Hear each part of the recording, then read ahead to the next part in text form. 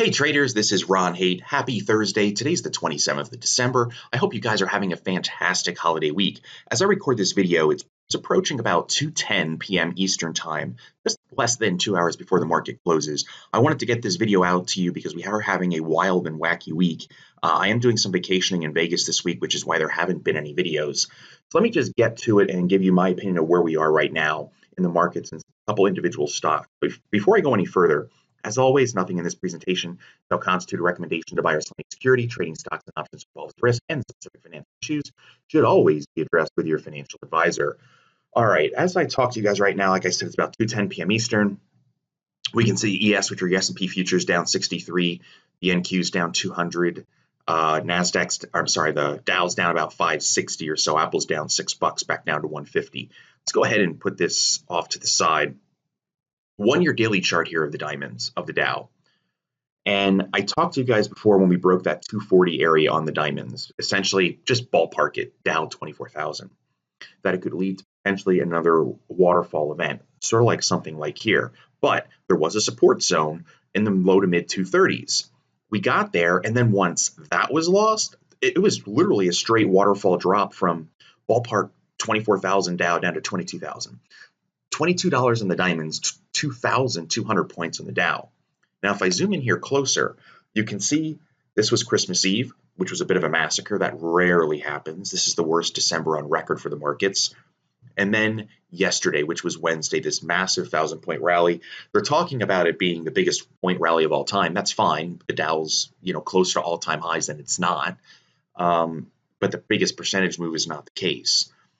If there was a period of time where the markets are going to rally to give back some of this extreme oversold condition, it's this week. It was yesterday, it's today, Thursday, and then Friday, probably tomorrow, more of a wishy-washy day. Well, guess what happened? It happened yesterday.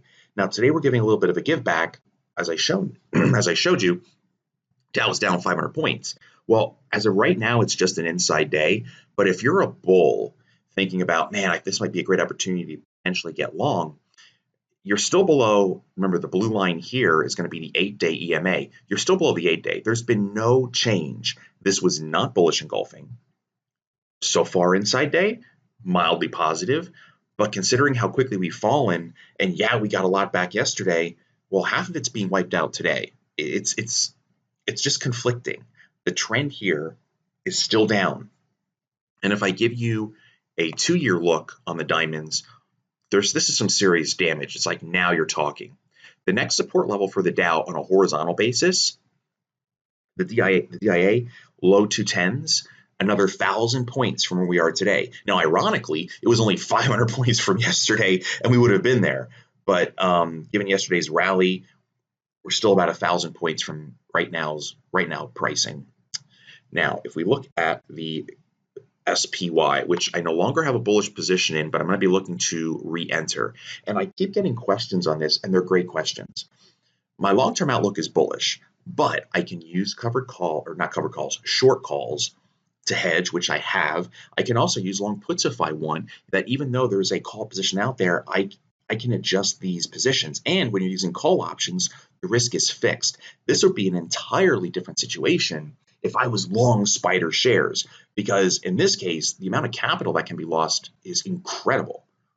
And when you get breakdowns, and let's say I was long a stock we'll just use SPY as an example. If you're long a stock here and you start breaking down, not good news. And you would want to put that into a married put or a collar trade, and then even think about short calls and long put, which does create the collar.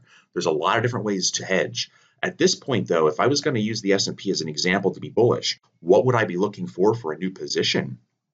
First off, I have to keep zooming in here. We got to get above the 8-day EMA. Without that, the trend is still down.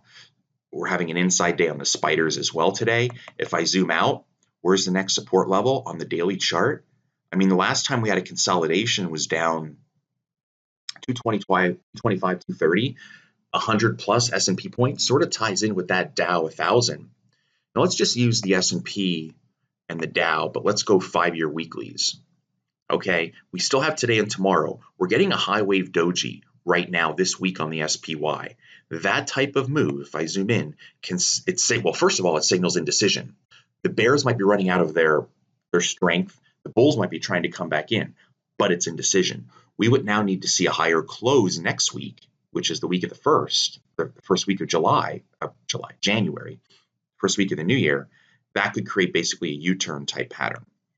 If we don't, the 200 period, which is around 225, would be the target, the 200 period on the weekly. Now, if I go back to the diamond, again, high wave doji, its next support, holy mackerel, it's really not down on a weekly to Dow 20,000, diamonds 200, 2,000 points lower.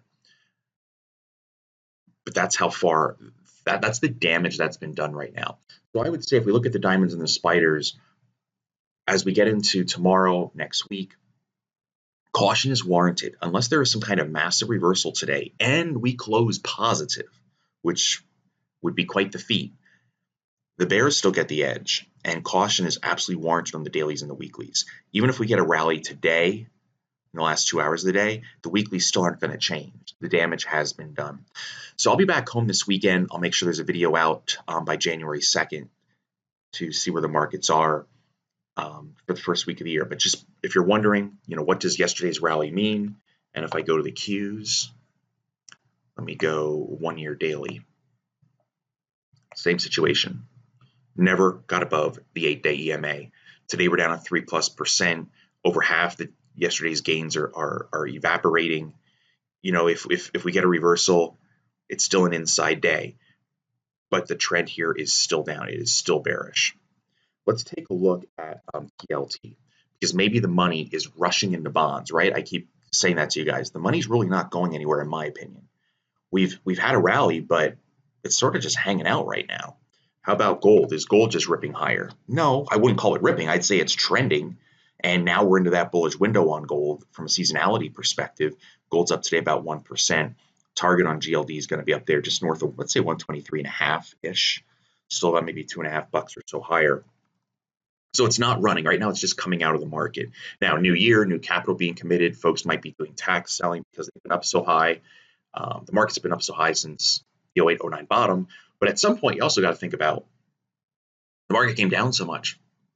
So some of the tax selling isn't really there now. Depending when you got in, it would actually be a loss. So I think the beginning part of next week, is really going to be interesting.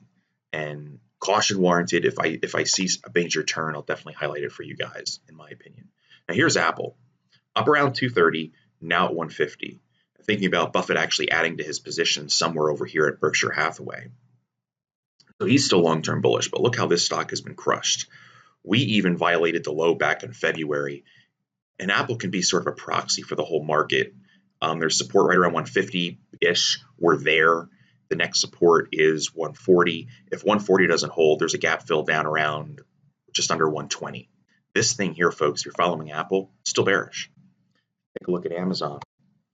Sometimes when there's liquidity issues at different funds and they need money, there's a margin issue, they sell the highest price stocks. It doesn't mean that Amazon's any worse than a $50 stock, but you have to sell a whole lot less Amazon stock to generate cash. And Amazon, if we zoom in here, it put in a high wave doji down here near a previous support level. We got a really nice bounce yesterday, and today we've given back, my goodness, we've given back over half the gains. It's down 5% today.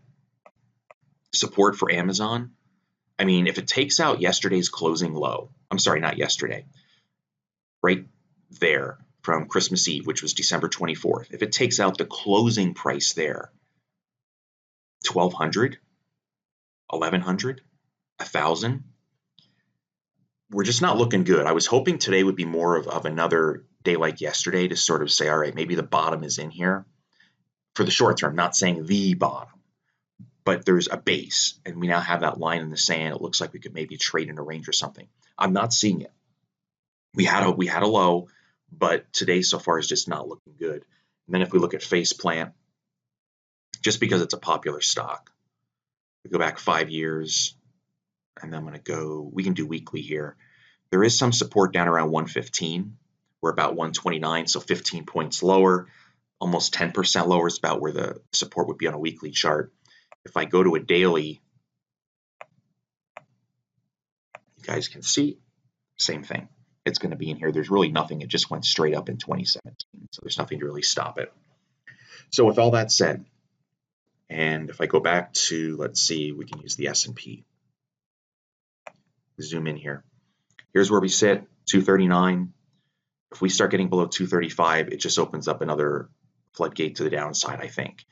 Usually when you see this kind of massive fall, there's going to be a snapback rally. We had it, and it didn't get us. It didn't get us technically very far. If we could have had bullish engulfing, that would have been better yesterday on the SPY. Now, one other thing, let me just show you the VIX. This video is turning out to be way longer than I thought. I thought I put together a 5-minute video. Here we go. The VIX is way outside its upper Bollinger Band. That means it's overbought. It's extreme. We didn't have a massive run like we did here, where there was, where there was one bar that just went absolutely bonkers. Then the next day was the capitulation type day in the markets, and then we rolled lower. If we come over here now, we're still getting this trajectory upwards. I'm not seeing capitulation in the equity markets or in the VIX, or a capitulation-like move. That has me concerned, which means if we're losing what we've lost already and capitulation comes, hold on to your hats. So just go back, remember, think about what we talked about using a daily chart. When support is broken, which it was here, bad sign. Support was broken here, bad sign. And we are dropping hundreds of points on the S&P when these violations occur. This is a great way to practice in a paper trading account so you're ready for the next time it happens. Bullish or bearish, we can just flip these charts upside down. And maybe that's what we'll do in a future video. I'll take a snapshot, actually rotate it, and you can see that when I said, hey, this was a problem. This was a problem. We're bouncing. The real breakout's going to be above 280 on the SPY, or down here below maybe 260. And then we can drop 50 points or 80 points. Then the next one. Oddly enough, it's playing out almost too easy with these breakaways on a daily basis right now. So again, bears have the edge. Cash is a position. A trader doesn't always need to be fully invested is how I like to teach. And when I see a turn, I will let you know, but bears do have the edge. So anyway, long video. I wish you guys and your families a wonderful holiday week. Happy New Year to everybody. And I'll be back with a video over the weekend or by January 2nd. If there's no move tomorrow, there'll be no video. Otherwise, I'll hit you on the 2nd. All the best, gang. Take good care. Bye-bye.